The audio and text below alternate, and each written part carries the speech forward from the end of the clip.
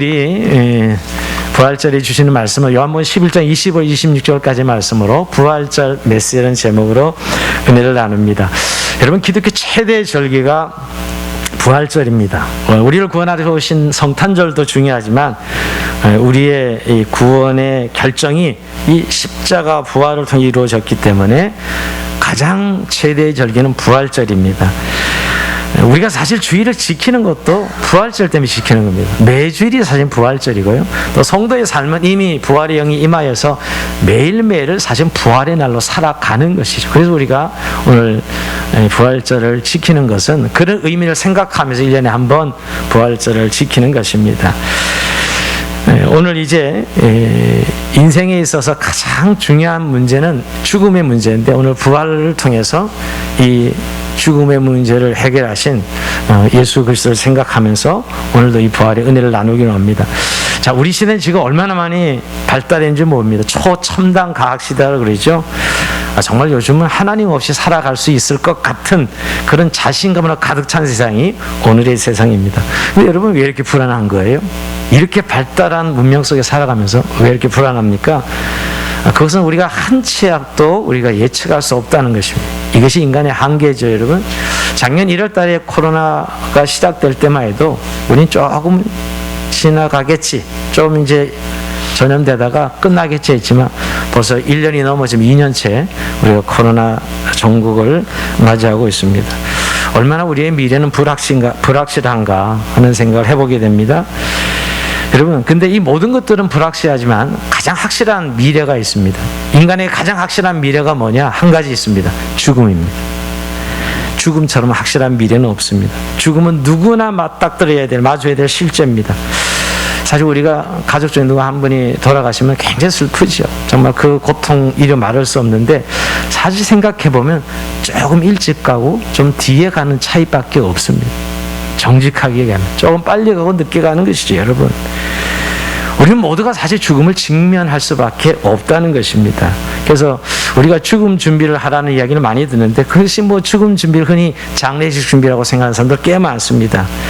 여러분, 장례식 준비는 사실은 산자의 몫이에요.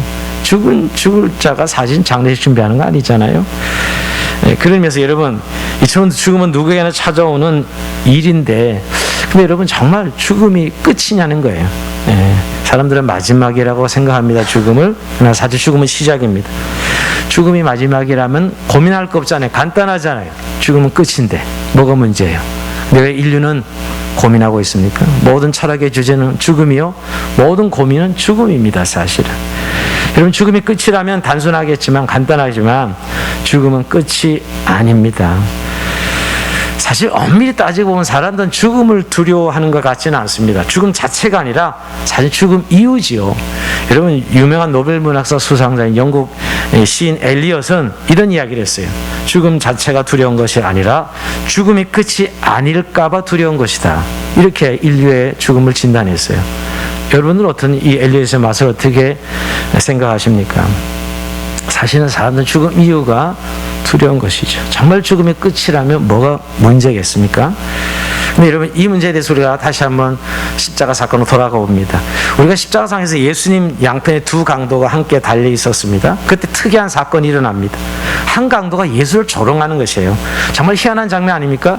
지금 못 박혀서 그 고통 속에 죽어가고 있으면서 이 한쪽 강도가 예수님을 비난하고 정죄합니다. 여러분, 참 이 모습 보면 굉장히 인간이 얼마나 악한지 섬뜩해요. 아니, 그래도 사람이 죽을 때는 뭔가 진실해지고 정직해진다 그러잖아요. 근데 그러지 않습니다. 한 강도는 예수님을 비난하고 저주합니다. 인간의 극악한 죄성을 보죠. 근데 또 한편의 강도는 놀라운 반응을 보입니다. 이 강도는 좀 중앙에 달려있는 예수님을 향해서, 예수여, 당신의 나라가 임하실 때 나를 기억하소서, 이렇게 말합니다. 야, 어떻게 이런 말을 할 수 있을까? 지금 죽어가면서 마지막 순간에, 평생 강도짓 하다가 이제 사형을 받은 것인데 마지막 죽음의 순간에 예수여, 당신의 나라가 임하실 때 나를 기억하소서, 이런 이야기를 합니다. 그는 그리스도가 누구인지 알고 있는 것입니다. 자기를 기억만 해주신다면 자신도 그 하나님 나라에 들어갈 수 있을 것이라는 믿음이 그에게 있었던 것이지요. 강도는 여러분 죽음의 순간이 끝이 아니라는 믿음을 가지고 있었던 것이에요. 그는 죽음 위의 세계를 믿었고 마지막으로 위대한 선택을 했던 것입니다. 그래서 죽음은 그 한쪽 강도에게, 나를 기억해달라는 한쪽 강도에게 누가복음 24장 43절에 보면 예수께서 이르시되 내게 진실로 내게 이르노니 오늘 네가 나와 함께 낙원에 있으리라 이렇게 말씀해 주시죠. 여러분 죽음이 끝이 아니라는 사실을 분명하게 보여주고 있고 그 강도는 마지막 숨을 거두기 전에 하나님의 나라를 허락받는, 구원을 받는 행운아가 되는 것을 보게 됩니다. 여러분 우리가 주님께 기억되어야 하는 이유는 바로 죽음이 인생의 마지막이 아니기 때문입니다. 그래서 여러분 기독교는 죽음 자체를 기르는 종교가 아닙니다. 우리가 고난주간 한 주간 십자가 깊이 묵상했는데 자칫 잘못하면 어떤 죽음을 깊이 묵상하고 뭐 그 죽음을 묵상하는 종교처럼 생각하기 쉽습니다. 그러나 여러분 죽으시고 살만에 부활하신 그리고 성경의 예언대로 살아나신 예수의 생명에 참여하는 것이 기독교 신앙이고 부활 신앙입니다. 그래서 십자가 부활은 뗄래야 뗄 수 없습니다. 구원의 핵심이죠. 그래서 여러분 부활 없는 십자가 있을 수 없습니다. 마찬가지로 십자가 없는 부활도 있을 수 없습니다. 이 십자가 부활은 기독교의 심정부 핵심이요. 결국 만약 이 부활이 신앙이 없다면 기독교는 하나의 철학이요, 사상이요, 종교에 지나지 않습니다. 근데 우리가 부활 신앙을 이야기하기 전에 할 때 항상 부활의 역사적 실제에 대해서 꼭 한 번씩 고민을 해보고 짚어보게 됩니다. 아직도 이성적인 분들은 또 과학을 숭상하는 분들은 예수님의 역사적 부활에 대해서 인정하지 않는 분들을 의외로 많이 만나보게 됩니다. 부활을 믿는다 그러는데 실제 그 믿음을 확인해 보면 실제를 믿는 게 아니고 이념과 관념과 사상을 믿는 것이지 실제 부활을 믿는 건 아니더라고. 여러분 그렇다면 그 관념과 이상한 사상은 허구 아닙니까요? 우리가 예수님 부활의 증거는 너무 많아서 말할 수 없고 열거할 수 없을 정도입니다. 우선 가장 확실한 예수님 부활의 확실한 역사적 증거는 빈 무덤입니다. 예수님 시신이 없다는 거예요. 여러분 이 세상의 모든 성인들은 무덤이 있습니다. 예수님 무덤이 없고 빈 무덤이요 또 시신이 없다는 것입니다. 그리고 사복음서에 예수님께서 부활하신 후에 제자들에게 11번이나 나타난 것을 기록하고 있습니다. 특히 고린도전서 15장에 보면 500여 형제들에게 일시에 나타났다고 성경은 증언하고 있습니다. 여러분 이런 우리가 숱한 이런 많은 증거가 있음에도 불구하고 왜 역사적 사실을 인정하지 못할까? 아마 과학이라는 우상 때문일 것입니다. 과학이 뭐든지 다 증명할 수 있다고 생각합니다. 여러분 증명 안 되는 것이 얼마나 많은데 왜 인간이 부활 사건을 과학으로 증명한다 할 수 없어서 역사적 사실을 믿지 못한다? 이건 말도 안 되는 이야기입니다. 저는 근데 개인적으로 여러분 가장 부활의 역사적 증거는 제자들의 변화입니다. 여러분 한번 생각해 보십시오. 제자들이 여러분 예수님 부활도 하지 않았는데 그 거짓말을 가지고 그렇게 믿으면서 자기 목숨을 버려요? 여러분 초대교회 우리 11제자 전부 목숨을 버리고 순교하면서 복음을 전하지 부활의 예수님을 전하지 않았냐고요. 말도 안 되는 거예요. 여러분 하나의 종교는 만들 수 있었겠죠. 그러나 여러분 자신의 삶을 들여서 죽으면서까지 그 거짓말을 위해서 헌신한다고요? 있을 수 없는 일입니다. 그리고 한두 살이면 몰라도 모든 초대교회 사도들과 그리스도의 부활을 목격한 사람들은 하나같이 부활의 증인들로 자기의 생명을 아끼지 않고 복음 전도하는 데 쓰임받은 것을 보게 됩니다. 그리고 원수들의 해심이죠. 바울 같은 사람은 정말 해방자였잖아요. 예수님을 핍박했던 사람이었으나 그 부활을 목격하고 완전히 회심하는 그것이 어떻게 가능합니까? 부활이 실제이기 때문에 가능한 것이지 있을 수 없는 일입니다. 자, 그러면서 우리가 부활의 역사성에 대해서 아직 성경의 기록대로 있는 것을 믿는 것이 얼마나 중요한 것인가 하는 것을 다시 한번 생각하면서 자, 오늘 이제 부활의 신앙으로 들어갑니다. 근데 여러분 아까 이야기한 우리가 이 인간에게 죽음은 항상 최종적인 것으로 받아들여집니다. 죽음이 가장 비극적이고 가장 최악의 재앙이라고 생각하는 것이죠. 사망의 권세는 최후의 승자처럼 군림하는 최고의 권력이고 힘입니다. 어떤 영웅 호걸도 권력자도 무너뜨렸어요. 모든 죽음이. 작년만 해도 그렇게 돈 많은 이건희 회장도 죽었고요. 축구의 황제 천재 마라도나도 죽었고 작년 한 해마다 수없는 영웅 호걸들이 죽었습니다. 여러분. 지금도 죽어가고 있고요. 아니 특별히 1년 이상 진행된 코로나로 인해서 한국인 1740여 명이나 죽었고요. 전 세계로 283만 명이 지금 사망자가 전 세계 283만 명이나 지금 죽고 있습니다. 죽었습니다. 여러분, 이렇게 사망의 연세가 얼마나 무섭게 인간을 두렵게 하는지 모릅니다. 근데 그 죽음의 권세보다 더 큰 권세가 나타났으니 그것이 바로 부활이라는 것입니다. 이 인생의 인류의 전환이요, 반전이죠, 여러분. 그래서 우리는 적어도 예수의 부활을 믿는 우리 그리스도인들은 이제 죽음의 두려움 때문에 떨지는 않습니다. 사실 인생의 가장 큰 공포는 죽음의 공포라고 합니다. 죽음이 우리 인생을 주눅들게 하지요. 그래서 여러분, 처음에 암 선고를 받을 때 사람들이 왜 이렇게 덜커덩하면서 힘들어합니까? 이러다 내가 죽는 거야? 그 암도 하나의 질병인데 다들 암 그러면 암 선고 타원 받을 때 성도님 중에도 몇 분이 계시죠, 여러분? 내가 이러다 죽나? 이 두려움이거든. 이 공포감이거든요, 여러분. 그리고 여러분, 인간이 가장 큰 심한 욕이 뭐예요? 너 죽어, 이겁니다. 가장 심한 욕이죠. 너 죽을래? 이거죠, 여러분. 가장 위협을 주는 욕입니다, 여러분. 그래서 사람들이 죽지 않으려고 애를 씁니다. 그러나 이런 죽음을 벗어날 수는 없습니다. 우리 예수 믿는 사람도 죽음을 벗어날 수는 없습니다. 근데 여러분, 죽음을 우리는 두려워하지는 않습니다. 고린도전서 15장 55절에 보면 사망아 너의 쏘는 것이 어디 있느냐, 사망아 너의 쏘는 것이 어디 있느냐, 이렇게 사망을 우습게 보는 바울의 선포가 있어요. 사망아 너의 쏘는 것이 어디 있느냐, 너 이기는 것이 어디 있느냐, 이렇게 큰 소리 칩니다. 이유는 단 한 가지요. 예수 그리스도가 부활하셨기 때문에 바울은 이렇게 사망을 우습게 보고 선포하고 있는 것이죠. 예수님의 부활은 죽음에 대한 완전한 승리입니다. 부활하신 주님께서 우리에게 새 생명을 주셨기 때문이죠. 그래서 이제 우리는 더 이상 죽음이 두려움의 대상이거나 회피의 대상이 아닙니다. 죽음에 대한 본능적 두려움은 누구에게나 있지만 적어도 우리가 부활을 믿는 그리스도인에게는 더 이상 두려움의 대상이 될 수 없다는 것이에요. 코로나가 죽음의 공포가 온 세상을 좀 뒤덮고 있어도 정말 죽음의 일을 실험하고 있지만 우린 죽음을 이길 수 있는 힘이 바로 예수의 부활이 있다는 사실을 믿는 자들입니다.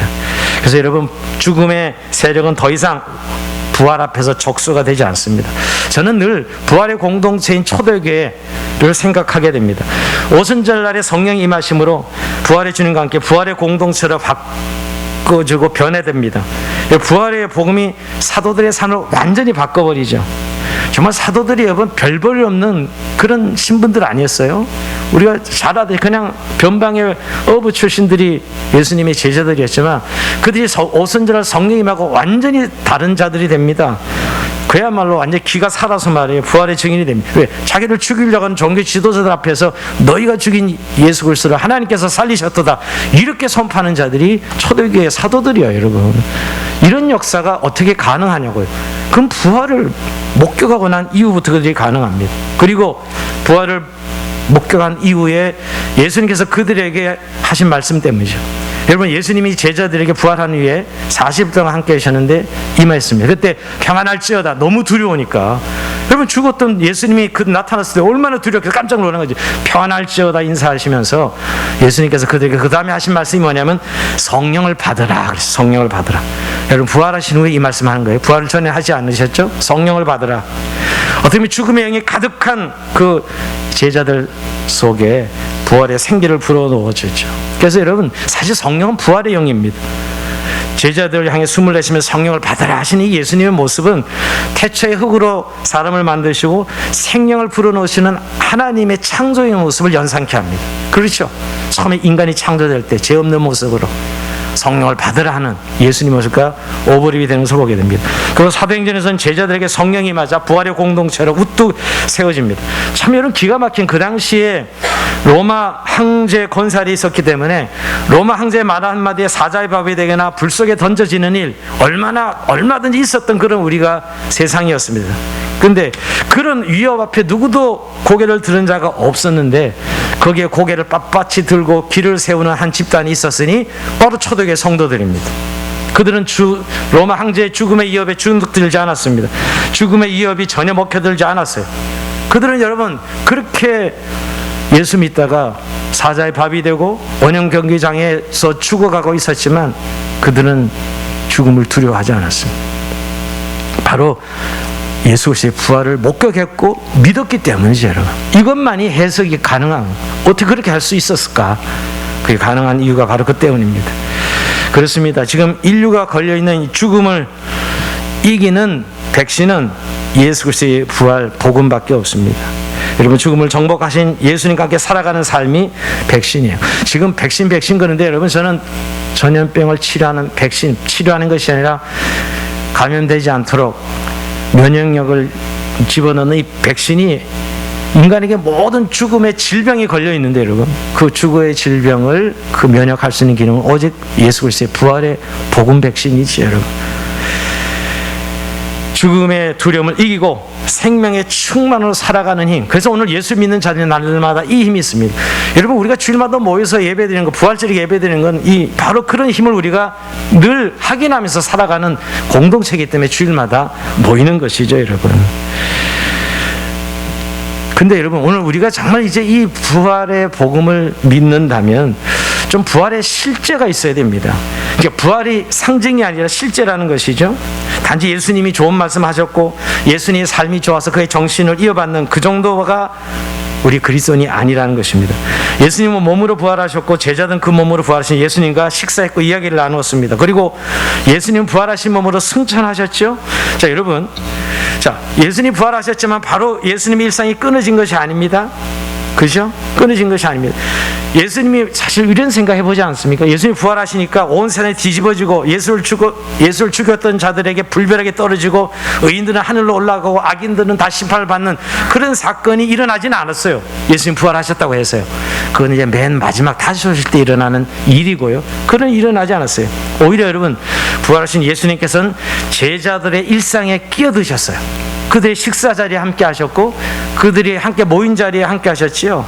그리고 이건 사실 있을 수 없는, 이 부활하신 몸으로 예수님이 제자들의 일상에 함께 하셨다는 거 잘 생각해 봐야 돼요. 근데 여러분, 이제 물론 예수님께서는 더 이상 몸으로 우리 가운데 이 세상에 계시지 않습니다. 근데 놀랍게도 이 제자들은 예수님께서 여전히 자기들 가운데 계신 것처럼 예수님의 부활을 전했어요. 자신과 그 부활을 목격한 자기 스승과 함께 했던 예수님의 부활을 더 이상 안 계시는데도 불구하고 그 예수님의 부활을 전했어요. 이거 사실 처음에는 다 실성했다 했을 것입니다. 미쳤다 그랬을 거예요, 다른 사람들은. 하지만 제자들은 예수님이 몸으로 계실 때 하셨던 이 일을 부활하신 이후에도 그대로 행하기 시작합니다. 자, 예수님은 더 이상 몸으로 계시지 않는데 그 부활을 전하는 제자들의 삶을 통해서 옛날에 예수님이 계셨던 일들이 그대로 다시 반복되고 있는 거예요. 마치 제자들은 살아계실 때 함께한 예수님과 그대로 같이 있는 것처럼. 근데 이유가 뭐죠? 바로 부활의 영신 성령께서 그들 안에 역사하고 있다고 믿었기 때문에, 분명히 예수님은 몸으로 승천하셨지만 그 부활하신 주님과 함께 한다는 사실을 믿고 그대로 반복되는, 예수님과 함께 했던 일들이 반복되는 일들을 보게 됩니다. 제가 왜 이걸 길게 좀 설명한, 이것이 부활의 실제를 살아가는 삶의 너무 중요한 모습이기 때문입니다. 여러분, 제자들과 함께 하면서 예수님이 십자가의 삶을 가르쳤죠. 근데 여러분, 계속 반복되고 있는 것이에요. 예수님의 몸의 부활도 제자들의 몸의 사고를 통해서 계속 반복되는 것이었어요. 그것은 여러분, 성령께서 임재하셔서 계속 예수님의 십자가의 삶을 살아가게 할 뿐만 아니라 예수의 부활을 경험하게 해주시는 것이죠. 여러분, 사실 교회사가 2000년 된 이거의 반복이라는 거예요. 오늘의 교회, 또 주님 오실 날까지. 저도 교회 공동체라는 것은 그 부활을 믿어서 그 부활의 영이신 성령께서 우리 안에게 내주하시기 때문에 계속 예수님이 하셨던 일이 교회에서 일어나요. 복음 전도가 일어나고 하나님 나라가 선포되고 영혼이 구원되고 하는 일들이 계속 반복되고 있다는 것입니다. 즉, 예수를 믿는 자들을 통해서, 예수 믿는 교회 공동체를 통해 이 일은 계속 진행되고 있고, 주님 다시 오실 날까지, 글쎄요, 그 주님이 이제 우리는 가까웠다고 믿는데요, 계속 지속될 것입니다. 자, 부활의 실제를 믿는 건 바로 이겁니다. 우리가 부활절 하루 부활하셨습니다 외치는 끝나는 것이 아니라 실제 우리와 함께 살아계시다는 거죠. 그리고 함께 교제하시고 우리 안에 내주하시는 그 부활하신 주님이 우리와 함께 하시는 이 확신, 이게 부활의 실제죠, 여러분. 결국 부활은 미래적인 일이지만 현재적으로도 계속 체험되는 것이 부활신앙이라는 것. 부활하신 영과 함께 우리 일상을 살아가고 늘 부활하신 주님 우리 일상에 개입하시는 것이죠. 오늘 교회 공동체 주님은 늘 개입하셔서 교회 머리가 되시고 오늘도 예배의 대상이 되시고 우리의 찬송을 받으시고 우리와 함께 하시는 그 주님 말입니다. 이 부활의 실제입니다. 우리가 일상 속에서 늘 부활하신 주님과 함께 살아가는 것이 가장 중요한 부활 신앙의 실제라는 것을 다시 한번 기억하면 좋겠습니다. 자, 그런데 여러분, 우리가 언제 부활의 실제가 정말 이 능력을 발휘하냐면 고난이 올 때입니다. 우리가 잘 나갈 때, 좋을 때는 잘 몰라요. 근데 고난이 올 때 이 부활의 신앙이 얼마나 우리에게 힘이 되고 능력이 되는지 알게 됩니다.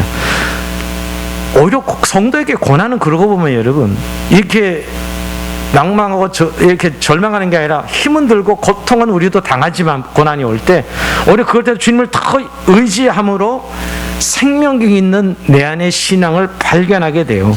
여러분, 바울 같은 사람은 뭐죠? 이렇게 고백하지 않습니까? 내가 약할 때 곧 강함이라. 이건 말도 안 되는 사람이에요. 내가 약할 때 곧 강함이라.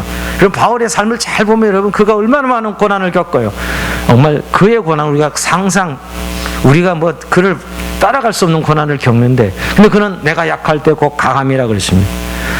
부활을 경험하는 게, 바울은 계속 그럴 때마다 예수 그리스도의 부활을 경험한다고 표현하고 있거든요. 뭐냐면 우리가 고난이 올 때, 또 실패할 때 너무너무 힘든 건 사실이지만 우리를 절망시킬 수는 없다는 사실을 발견하게 됩니다. 왜? 예수의 부활 때문이죠. 그리스도의 부활을 믿는 실제 때문입니다. 우리가 약해져 더 이상 아무것도 의지할 수 없는 상태에서 부활의 복음은 더 강력하게 다가오는 것을 보게 됩니다. 자, 그러면서 여러분, 결국 우리가 부활의 실제를 좀 경험하는 것은 특히 고난할 때, 실패할 때, 어려울 때, 지금 어떻게 보면 코로나19로 우리가 어려운 시간을 보내고 있습니다. 어떻게 보면 굉장히 두려움이 우리를 위협하고 있고, 또 우리의 삶의 여러 가지 환경이 우리를 어렵게 하고 있지만, 사실 우리는 더 주님에 대한 갈망이 깊어지고 우리의 삶 속에 함께한 주님을 더 붙잡게 되는 시간이 바로 이 시간이 되어서 오히려 부활의 실제를 경험하는 시간이 이 코로나 상황이라고 생각합니다. 부활을 경험하는 삶이란 죽은 자를 살리신 예수 그리스도와 함께 동행하면서 결국 예배자로 우리가 살아가는 삶으로 나타나는 것을 보게 됩니다. 그리고 보면 여러분, 부활의 실제의 삶을 믿는 그런 신앙을 살아가는 것이 얼마나 중요한가를 다시 한번 생각하게 됩니다. 그리고 더 나아가서 여러분, 우리가 이 세상 살아가면서 늘 세상의 깨어짐과 세상의 불의와 세상의 어둠을 봅니다. 근데 여기 우리가 처음에 반응은 너무너무 낙담이 되죠. 하지만 부활의 실제를 믿는 사람은, 이김 주시는 하나님을 믿는 사람들은 좀 다르게 세상을 살아갑니다. 저는 요즘 뉴스를 보면서 세상이 얼마나 깨어졌는가, 망가져가고 있는가, 이렇게 과학이 발달하고 있지만 여러분, 이제 뭐 가족이 해체되는 동성애나 뭐 이제 동성화 합법화 되는 것이나 뭐 이런 모든 것들이 지금 진행되고 있습니다. 세상은 걷잡을 수 없습니다, 여러분. 저는 아무리 문명이 발달해도 인간의 죄성을 회복할 수 있는 그 어떤 것도 없다는 데 문제가 있어요. 이렇게 발달하고 있는데 인간의 죄성을 회복할 어떤 것도 없다는 것입니다. 여러분, 얼마나 많은 신음하고 있습니까? 여러분, 우리가 참 잘 살고 있고 어떻게 보면 참 생활에게 윤택해져 있지만 수많은 사람이 신음소리가 들립니다. 한국에 얼마나 많은 사람이 그 삶을, 고통을 이기지 못하고 스스로 목숨을 끊는 사람들이 얼마나 많아요, 사실은. 심각합니다. 뭐 자기 자녀를 끌고 이제 죽는 사람들이 너무너무 많아졌어요. 뭐 매일 걸로 나오는 뉴스입니다, 사실은. 여러분, 이게 바로 오늘 우리의 실상이에요. 이 신음소리를 들으면서 여러분, 이게 죄의 고통이거든요. 아무리 복구하려도 복구가 되지 않아요.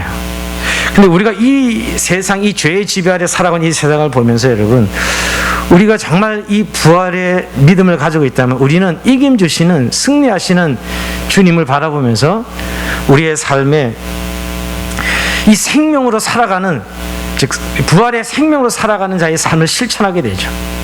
그 가운데 어둠 속의 생명으로, 어둠 속의 빛으로, 어둠 속에 하나님의 생명으로 살아가는 법을 배우게 됩니다. 사실 우리가 그런 그런 현실을 보면서 절망한다면 우리는 그냥 비극으로 끝날 것입니다. 만약 부활이 없다면 정말 비극이죠. 그걸 끝나는 것이겠죠. 그러나 오늘 고린도서 15장 9절에 바울이 고백한 것처럼, 만일 그리스도 안에서 우리가 바라는 것이 다만 이 세상의 삶뿐이라면 모든 사람과도 우리가 더욱 불쌍한 자임이라, 이렇게 고백하고 있습니다. 우리는 그렇지 않다는 거죠. 우리는 생명 있는 자로 이 지금 어두운 세상, 깨어지는 세상을 하나님 뜻 가운데 회복하고 인생들을 건지는 삶을 살아가는 것, 이게 생명력 있는 삶이죠. 그래서 바울은 그렇게 고백합니다. 고린도후서 4장 6절에 보면 그럼 우리가 낙심하지 아니하노니 우리의 겉사람은 낡아지나 우리의 속사람은 날로 새로워지도다 이렇게 보면 이건 말도 안 되는 얘기죠. 우리가 겉사람은 망가지고 부서지고 있지만 우리의 속사람은 날로 새롭다라고 고백하는 것입니다. 이 세상에 썩어짐의 종로를 했던 그 모든 것에 대해서 우리의 이 부활신앙이 생명의 역사로 전환되고 변화되는 것을 그는 믿음으로 보고 있기 때문이죠. 겉사람은 낡아지 않은 우리의 속사람은 날로 새로워지도다. 이게 바로 부활 생명으로 죽음과 사망을 이기는 자의 삶의 고백이요 내용이라고 생각합니다. 여러분 이 실제를 우리가 매일매일 경험해야 될 줄로 믿습니다. 좀 말씀을 마무리하면서 여러분 오늘 이 부활절 아침에 우리가 다시 한번 이렇게 부활의 실제를 믿는 우리의 삶의 결론은 결국 부활의 증인으로 살으라고 주님께서 명령하셨습니다. 여러분 우리에게 주님께서 마지막 지상 명령은 부활의 증인으로 증인된 삶을 요구하셨습니다. 근데 우리가 부활의 증인 그러면 막 전도를 열심히 하자. 예, 물론 전도해야죠. 이제 그런 삶을 연상하기 쉬운데 주님께서 말씀하신 그 부활의 증인은 소명으로 말씀하셨어요. 여러분 요한복음 20장 21절에 보면 아버지께서 나를 보내신 것 같이 나도 너희를 보내노라. 우리가 하나님으로부터 보냄받은 자들이라는 것이에요. 그러니까 증인이라는 이 소명은 결국 우리가 부르심 바로 소명받은 자로 살아가는 것이죠. 그게 증인의 삶으로 나타나요. 우리가 예수의 부활을 증언하는 증인의 삶은 소명받은 자로 살아가는 것이에요. 우리가 부활절 아침에 은혜를 받고 뭔가 부활이 능력하지만 구체적으로 결국 우리가 반드시 잡아야 될 것이 내 삶이 소명이냐는 거예요. 그러면 증인의 삶을 살아가는 것입니다. 내가 지금 살아가는 삶이 소명으로 해석되고 있습니까? 아니면 죽지 못해 사는 게 어떻게 이 환경에 이렇게 내가 어떻게 처해서 살아가는 것이에요? 그럴 수 없는 일이죠. 그냥 이 시대 속에서 내가 먹고 살기 위해서 그냥 살아가는 것이에요. 그럴 수 없는 일. 부활을 적어도 믿는 그리스도인들은 적어도 그 현장, 그 은사, 그런 환경, 그런 나 다 소명입니다. 보내신 자의 뜻대로 이 가운데 우리가 살아가고 있는 것이지요. 그런 의미에서 제가 이 닥터홀의 조선해상이라는 책에 보면 셔워드 홀이라는 이 의료 선교사 이야기가 나옵니다. 근데 셔워드 홀이 쓴 책인데 여러분 이 책이 그는 아버지 윌리엄 홀의 뒤를 이어 한국에서 2년째 의료 선교를 했던 사람입니다. 정말 선교사 초기 선교사들이죠. 그의 아버지도 자신도 부부가 모두 의사였습니다. 여러분 2대째 의사라면 미국에서 얼마나 편하고 부유하게 살아갈 수 있었을까요? 누구 못지않은 상류사의 삶을 즐겼을 것입니다. 또 부부 의사로서 명성도 떨쳤을 것이에요. 근데 그들은 그 모든 걸 뒤로하고 당시 운둔의 나라 아니 좀 더 아름답게 표현하면 미개한 조선으로 그들은 배를 타고 3개월 6개월 걸려서 한국에 도착해서 선교사의 삶을 삽니다. 근데 여러분 그들이 결국 한국에서 의료 선교를 하다가 윌리엄 홀은 풍토병에 걸려서 한국에 온 지 3년 만에 1894년이죠. 세상을 떠납니다. 근데 그 딸도 풍토병에 걸려 죽어요. 근데 그의 아들은 이제 다시 미국으로 건너가서 다시 의학 공부를 하고 한국에 다시 의사 선교사로 돌아옵니다. 2대째. 그 아버지와 그 딸이 자기 여동생이 죽은 이 조선을 향해서 다시 한국에 와서 의료 선교사로의 사명을 감당합니다. 저는 여러분 이게 뭐 선교사니까 당연히 그렇지 혹시 그렇게 생각하십니까? 저는 우리 개인에게 적용해보면 어떤 일이 그렇게 다가왔을 때 왜 그런 선택을 했을까? 그런 선택을 했을까? 자신의 소명이기 때문이죠. 이 말씀은 다 아프리카 선교사로 가자 이런 이야기가 아닙니다. 결국 우리가 살고 있는 그 삶의 내용이 결국 소명이어야 된다는 거예요. 그럴 때 정말 부활의 증인으로 살아가는 삶이지 않겠습니까?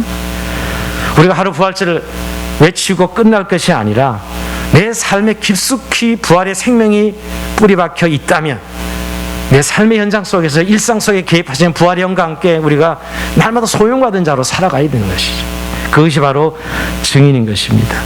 이 아침 우리가 부활을 노래하고 부활의 생명을 채우는 이 아침 정말 두려워하지 말고 기뻐하면서 부활의 영이 임하면 제자들은 담대해졌거든. 부활의 영이 임하면 그들은 믿음으로 살아갔습니다. 담대하게. 그리고 부활이 임하면 그들은 당당하게 부활의 증인으로 예수 그리스도의 부활을 선포했던 우리 초대교회 사도들과 성도들의 모습을 생각하면서 여러분 이 시대 속에서 여전히 주님은 부활을 믿는 그리스도인 당신의 백성들에게 이 부활의 증인의 삶을 말씀하고 계신 걸 기억하시고 올 한 해도 또 우리가 이 일상으로 돌아가서도 계속 부활의 능력을 승리하는 저의 삶이 되길 주의 이름으로 축원드립니다. 자, 우리 찬송하고 잠시 후 기도 시간을 가집시다.